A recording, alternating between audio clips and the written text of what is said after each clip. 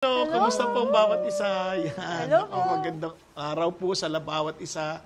Again, nandito na tayo ulit sa ating payong kapatid. Opo, at Ayan. syempre mga kuya, special po itong episode natin dahil ito po ang ating Q&A! Oh, excited na po ba kayo sa mga tanong? Kasi ito po yung nagmula pa dun sa ating mga part 1, part 2 na tungkol po sa divorce. Divorce? Marami yung mga question, mga kuya. Opo, so mga kuya, ready na po ba kayo sa mga tanong nila? Ako ready na akong makinig ng sagot ni Brother Bo. Sobra hindi po. Bahala po. Tulungan natin. Hanggang kaya natin, siyempre, pagkakalob natin yung best natin para sa Lord. Opo, kasi mga kuya, thank you nga po pala sa ating mga nanonood. Kasi talaga, naglalagay talaga sila ng questions nila. Very eager to learn po sila talaga. Tsaka hindi lang tayo concerned sa questions nila, maging sa mga comments nila. Kasi minsan we're also learning from them eh. Hindi naman natin monopolize ang wisdom. And God uses different people. And even those who are commenting, nabibigyan tayo ng idea na, tama rin naman to, ganyan. Ganun pala yung naintindihan nilang nangyayari sa amin. Mga ganun. So at least, nakikita namin yon.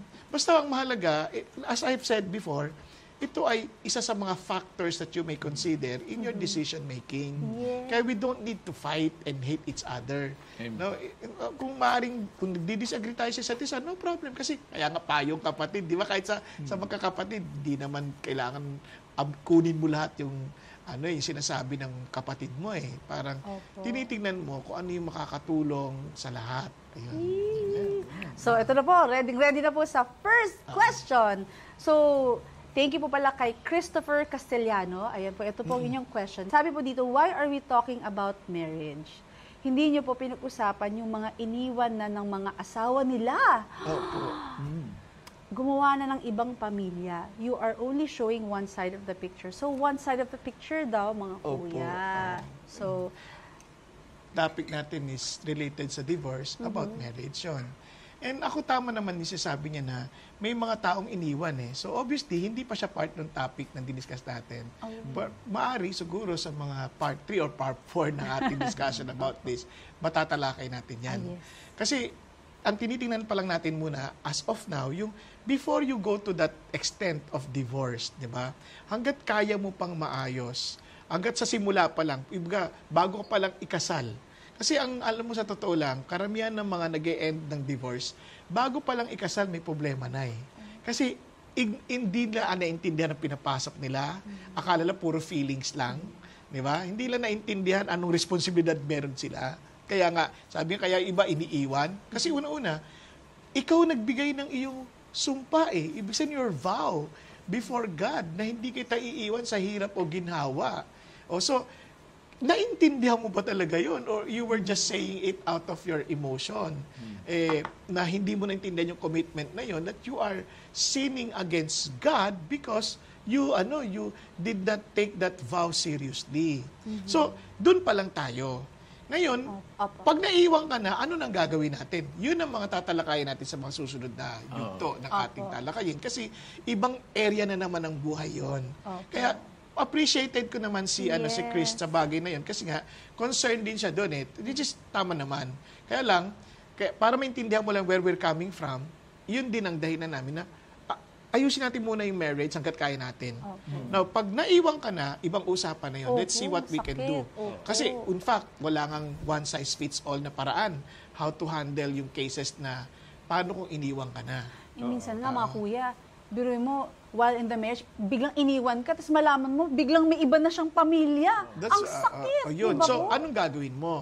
So, iba naman, hindi lang sa nag-ibang pamilya, dati na palang may pamilya. Ayun na, naku, so, mas ang daming issues yun. So, titingnan natin yun siguro some other time, but not this time. But, I appreciate the comment. Thank you, Chris. Pero, yun lang, at least understand where we're coming from. Saka isang dahilan kung bakit tayo nagsisimula sa marriage. Kasi kailangan ma-lay down natin, mailatag natin yung standard.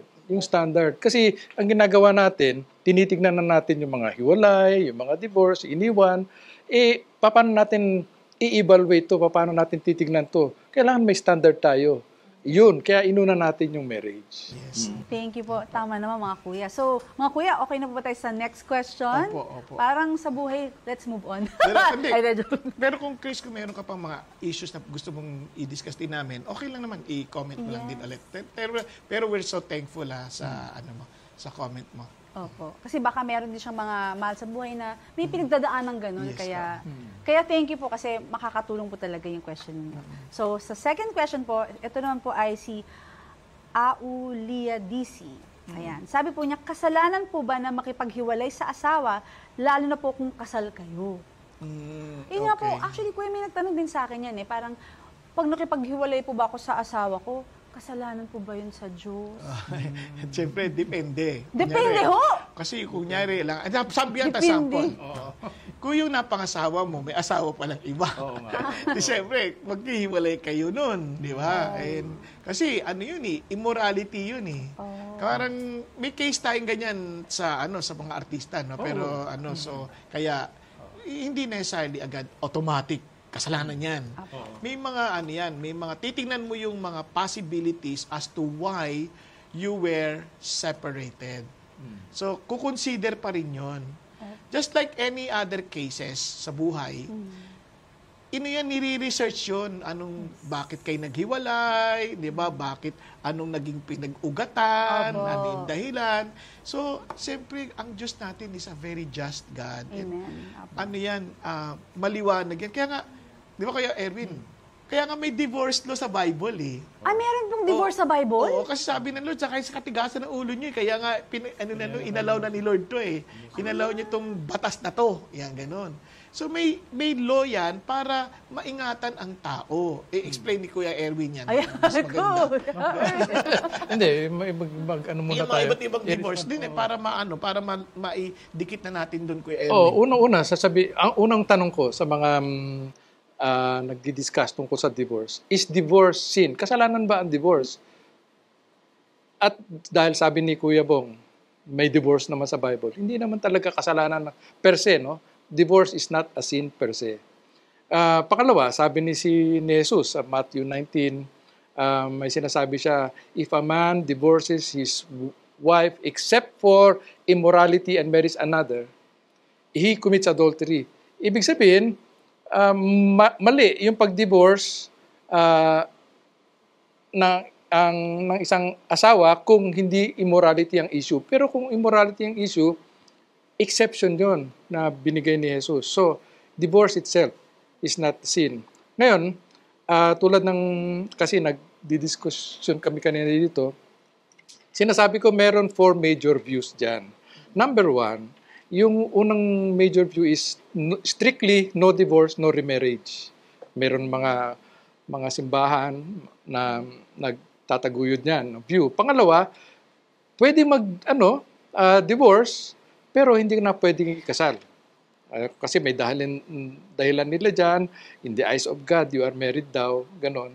Pangatlo, divorce is allowed, and you can remarry, but ang justifiable cause ng divorce is immorality and abandonment. Immorality, ayun ang sinasabi ni Jesus, and abandonment, yun ang sinasabi ni Apostol Pablo sa 1 Corinthians 7. At pangapat, divorce is allowed hindi lang dun sa dalawang dahilan, kundi when there is physical abuse, where there is threat to life dun sa partner. Yan. Of course, sa atin, hindi lang divorce, but may annulment. Ibang issue yun. But it's still, paghihiwalay yun. So yun ang mga major issues. Kaya hindi natin basta-basta sabihin, ay, divorce masama yan. Divorce unbiblical yan. Divorce is a sin. Hindi ho. Hindi automatic. Hindi automatic. Kaya yun yung sinasabi natin kanina pa, di ba Kuya Erwin, kaya nga inaaral yan, sinisearch yan, but siguro eventually, pag-uusapan din natin yan para to discuss it in a parang in a biblical in a theological manner na eto yan, ganito yung mga views niyan kung bakit ganito sila pupunta sa ganitong view, di ba? Ngayon, hindi tayo agad magbibigay ng conclusion na mali yan, kasalanan niyo. Huwag ganon kasi kahit nga yung sa law natin, hindi kami makapag-comment Kaya nagulat din ako sa isang comment kanina na parang nag-comment siya na parang against tayo. Wala pa kasi wala pa yung law eh. Besides, hindi pa natin alam yung details ng law. It's so unfair to make a comment on something na you don't have enough information. Di ba? Unfair naman yun. Although pinag-uusapan sa Congress, pero wala pa tayong details eh. Diba? Kasi kung ang iniisip natin kagad yung parang no-fault divorce sa California, Wala tayong ibang ganun. usapan, masama yun. Ano po yung no fault? You can just file na kahit ng... Divorce ka. Basta ayaw mo lang. Wala na issue kung may Wala na issue. kasalanan, may mali, ganyan. Basta ayaw mo, ayaw mo. Ay, grabe. So, may ganun. Hindi tayo doon. Hindi tayo Okay, doon. pa. Kasi ang idea to, listen to this. Ang buhay natin, lagay na natin na walang law. Hihiwalayan mo pa rin ng asawa mo kung talaga hindi ka susunod sa Diyos eh. May law o wala. Di ba? Lagay nating may law ng divorce. So, lagay na natin to that extreme na kahit hindi natin naintindihan, may law. Kung alam mo yung dama mong gawin para sa Panginoon Diyos at yung marriage mo, inayos mo from the very beginning, you have the right foundation, you follow the ways of the Lord, ayos kayo mag-asawa, why will you think of divorce? Di ba? Kaya nga doon tayo nagsisimula, yung foundation. Doon tayo nagsisimula yung tamang understanding sa marriage. Apo. Kaya yung law, ano yan eh, it just reminds us kung ano yung mga bagay na mali at tama. Nang sa ganun, matulungan tayo in our decision making. Okay. Kaya, pero sa totoo, at the end of the day, your decision, tingnan nyo, ilan sa ating mga mag-asawang hiwalay na sa asawa, wala pang divorce law. May asawa ng iba. Pag siya mo, wala na, nothing to do with the law. Gusto mo lang illegalize at ma-justify na yung present condition mo. So you're now using the law for your personal advantage. Kaya wala tayong comment doon. Hindi pa tayo nagko-comment doon. Gusto ko lang maging maliwanag sa atin yan kasi it's very unfair na nagko-conclude kagad tayo na hindi pa natin nabasa yung buong law. Sige. Ayos kayo. Kasi ganon din ang background ng yung divorce law sa Biblia. Tulad ng sabi ni Kuya Bong, wala pa man divorce law, naghihiwalay na yung mga mag-asawa, may kanya-kanya ng pamilya. Ganon din sa Old Testament eh. Kaya ibinigay yung divorce law eh. Dahil For protection. For protection yun.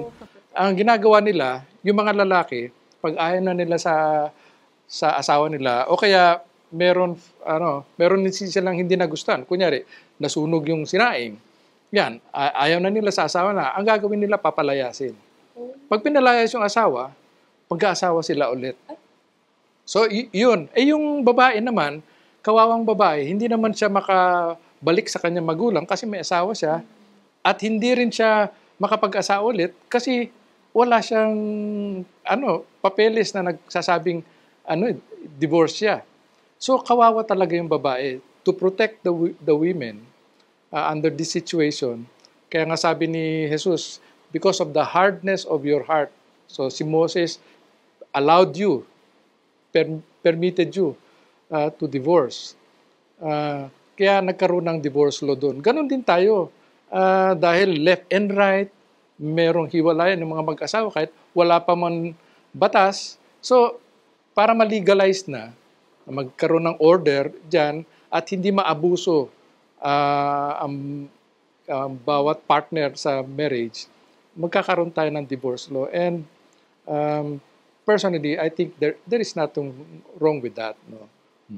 Pero mga kuya, kasi sa babae namang side, kasi habang nakikinig ko, syempre, ang mga babae, syempre, tumatanda, syempre, ang mga lalaki parang minsan pabata yung nagugustuhan. Pero kami mga babae, syempre, as we age, parang maliligawan pa ba kami? So, pag di-divorce kami ng asawa namin, paano na kami? Parang magiging losyang na lang ba kami? Iniwan nyo na lang kami basta-basta? Pagkatas kami mga anak, ganun na lang ba yun? Parang, syempre, baka may mga nakaka-relate po na mga kababaihan na gano'n na, hindi ba parang talo kami doon? May manliligaw pa basta sa amin pag din-divorce kami? Tapos ang tanda na namin, 65 na kami, din-divorce pa kami. Paano po yung mga kuya? Actually, hindi nga lang yan ang issue naman eh. Pati yung mga anak. Kasi naisip niyo yung convenience ng spouse, mag-asawa. How about the effect on the Traumatic children? po. Diba? Hindi mo alam eh. Ngayon, ang issue, halimbawa, maliligawan pa ba kami? hindi ligawan, ano yan, hindi natin pwede, maraming may mga 80 years old nga, naligawan pa eh. Wow, Oo. galing! Kaya hindi naman yan, parang automatic na tumanda ka na. Ang issue pa rin ganito, at the end of the day, isipin mo, it's not to be selfish na isipin mo anong magiging epekto sa anak mo, anong magiging epekto sa susunod na generation. Opo. Yan eh. Kaya nga, iniisip mo na anong dapat kong ayusin hanggat kaya. Hanggat kaya. Kaya hindi ko masasabing, may mga cases na talagang scrambled na eh. Parang alam mo, Hindi na hindi mo na maibabalik. ma-unscramble eh. Talagang ang gulo na. So, kahit sa mga ganong cases, iba pa rin. Kasi even in history, mayroong mga tribo na, kunyari, polygamous ang kanilang practice. And they came to Christianity. Anong gagawin ngayon ng, iiwanan nila yung iba nilang mga asawa at mag-stay lang sila sa isa? Yung mga gumawa ng ganon, na inaiwan, hindi na-sustain yung kanilang Pero yung mga inahayaan nila, yung kanilang present condition, pero for the next generation, alam na nila na monogamous na yung setup, mas nag-flourish yung kanilang relationship sa Diyos. O, kaya, minsan, we are the ones setting up yung mga sobrang, yung strict parameters. Kaya, ang sinasabi lang natin today, generally speaking, the ideal is this.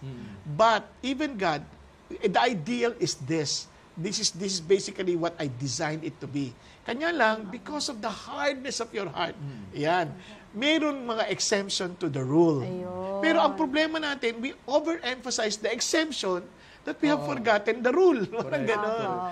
Doon tayo mag-iingat. Tama yun. Oo. So, hindi ibig sabihin na we do not see anything wrong with divorce. Does not mean that yun parati i-recommend namin as much as possible, we will not recommend that. Last Kasi resort last yun. resort na yun. Last resort na yung mga divorce or annulment or separation. Unless talagang there is threat to life. O kaya tulad na nasabi, yung example ni Kuya Bong, may asawa na pala yung lalaki nung nagpakasal sila. Hindi mo ba papayagan mag-divorce yun? Magiging bigabi yun sa batas natin. Or, for example, bibigyan ko kayo ng isang halimbawa sa ibang bansa where same-sex marriage is legalized. They are considered married. Same-sex yun, no?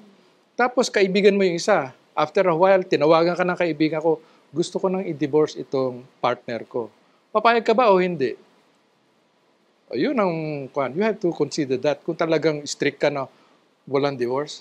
I don't think... Lalo pa ang dahilan niya, Oo. dahil nakakilala siya sa Panginoon. I don't think that is a sustainable view na talagang strictly no divorce, no remarriage. Hindi practical, hindi rin sustainable. Sa Bible mismo. Kaya talaga may mga cases kasi na it warrants na kailangan mong gawin. Yes. So, do you know, kasi ako pinag-aralan ko yan. In the Bible, there is only one recorded divorce. Sino nag-divorce? Si God, dinivorce niya yung Israel.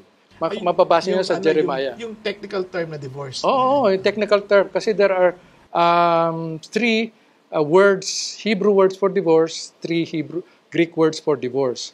There is just one word sa Hebrew or sa Greek which is always translated as divorce. So si God, nung babasahin nyo, I think sa Jeremiah 3 yun, at saka sa Isaiah 51, si God, dinivorce niya, kasi ang flow ng divorce is, susulatan mo muna siya ng certificate of divorce, saka mo papalayasin. So si God, ang sinabi niya sa Israel, I wrote you a certificate of divorce and then I put you away. Ganon. So, yun ang only recorded divorce sa Bible. Si God ito. Oh. Tapos, mas mataas pa ba ang standard natin kaysa sa Diyos? Although, hindi yun ang standard ng Diyos. Ang standard ng Diyos is really marriage to the permanent, ang pagsasama ng marriage. Yun talaga ang standard. But, the mere fact na recorded yung divorce sa Bible at ang nag-divorce si God. Tapos ikaw, ayaw mo, parang pinapalabas mo ng mas righteous ka. Ganun. Pero mga kuya, i-clear ko lang po. Kasi po, parang, sa narinig ko po, parang si God, dinivorce ni Israel. So, baka may mga mag-isip na, si God nga pala nag-divorce. Hindi, okay lang yung divorce. Parang, Kuya, please help me. Ano, kasi medyo malalim po yung... What do you mean po? Pero ano yun, sobrang immorality kasi yung pinapakita ni God doon among the Israelites. Yung Israelites commit ng Nasabi immorality, nga yung sa'yo, sobra. going back to the basic premise na sinabi ko, Erwin, the last resort nga eh. Last resort. Kasi okay yung po. ideal, Okay.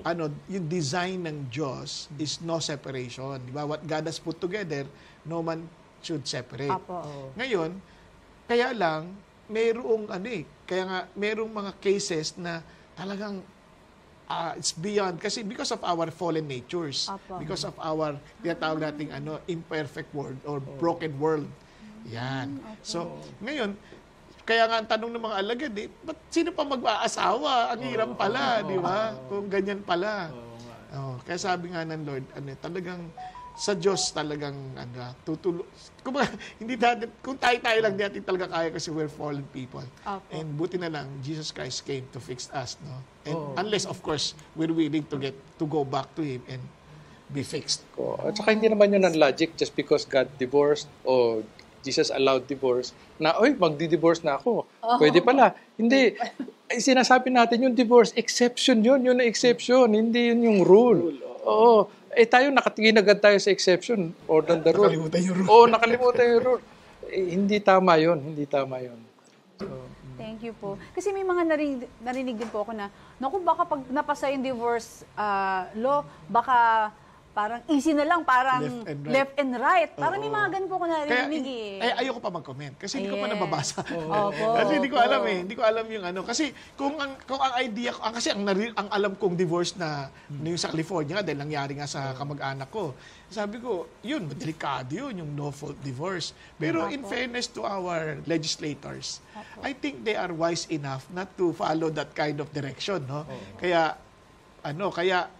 to be fair with them, hintayin natin yung yung mabasa natin.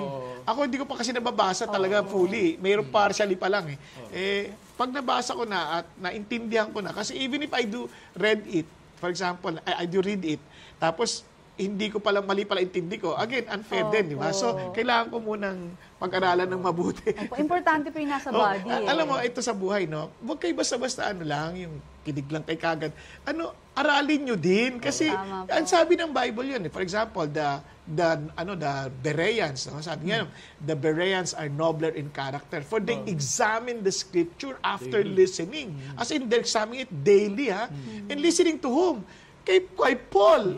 Sino ba naman better than Paul sa atin as of today, di ba? To preach. Kaya nga, mapapansin niyo, don't just jump into conclusion by listening to a certain portion lang, tapos bibigyan mo na kaagad ng kung ano parang argumento na hindi mo tinitinan yung kabuuan, na hindi mo rin kinaklarify doon sa tao anong ibig niya sabihin. Kasi we're imperfect people. Yung ating words may also mean differently. Yes, di ba? yes. So, yung ganoon. Tsaka may context ang bawat salita, bawat sagot. Yan. Kaya nga, even in this pa, yung kapatid, kaya namin sinasabi sa inyo that this is just one of the factors you need to consider. Kasi, hindi namin alam yung eksaktong context mo Hindi namin alam yung kabuuan mong context na baka mamaya yung sinasabi namin is out of context sa situation mo. Unfair yun, di ba? Tsaka sa divorce law, based on do sa bill na na-approve na ng Congress, hindi basta-basta ka papayagan na kung ayaw mo na sa asawa mo, mag-file ka agad ng divorce, tapos papakinggan ka agad. Hindi. There is a 6-month cooling off period. Ayun, nabasa niyo na yan. Oo, may 6-month cooling period yun.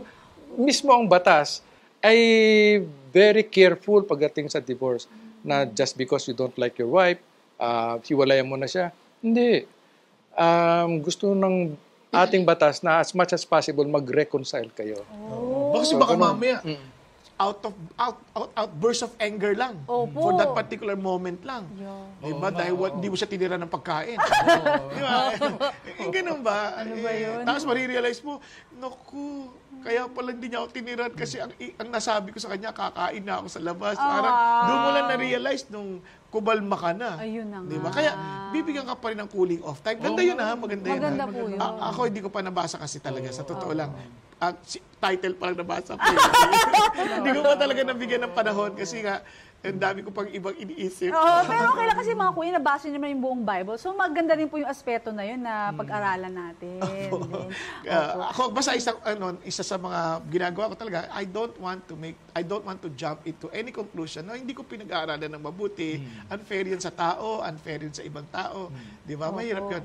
Kahit na, bisan nga, sinabi mo, in your mind, na-consider mo na lahat ng context, hindi pa pala. Ganon. So, kailangan mong babalansin yan. Okay? So, mga kuya, paano po yun? Kasi hihingan ko na po kayo ng words of encouragement. Pero meron pa po ditong Sige, ano pa ba isa pa dyan? medyo connected naman. Baka pwede na pong after to and then words of encouragement sige, mga kuya. sige, So, okay. medyo connected naman po yung tanong ni Miss Mabel at ni Miss Grace. Sabi ni Miss Mabel, paano po kung ang sitwasyon ay nasasaktan ka na physical, emotional at mental ng ilang taon, dapat ka pa din po ba magstay? At sabi naman ni Miss Grace, tanong lang po, pag abusive po ba ang asawang lalaki at nangaliwa ng ilang beses, mali pa rin po ba ang makipaghiwalay? Ayun po, medyo may ganong ano po. Ayun, Kuya Erwin, ikaw na lang yan. Kasi, mahirap yun.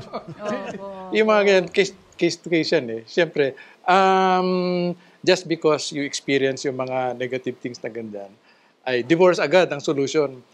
Sa Bible, there is such a thing as forgiveness. Kung kaya pa naman patawarin, di ba? But, kaya nga ang nire-recommend namin, there is threat to life. Yun lang, threat to life. O tapos talagang meron, there is something defective do sa marriage mismo. Yun lang. But, yung mga ganitong klase kasi, dapat yan, counseling. Yes. At saka, itong gantong counsel, bitin to. Hindi to kasi may time constraints tayo. Kasi marami tayong mga itatanong. For example, pag nagpa-counsel siya talagang diretsahan, no? Okay, anong klaseng abuso ginagawa sa'yo? Anong klaseng, tapos yung lalaki ba, is he willing also to undergo counseling? Baka malay mo na, may tama mentally, emotionally. Yes. So, kailangan din siyang gamutin sa area na yun.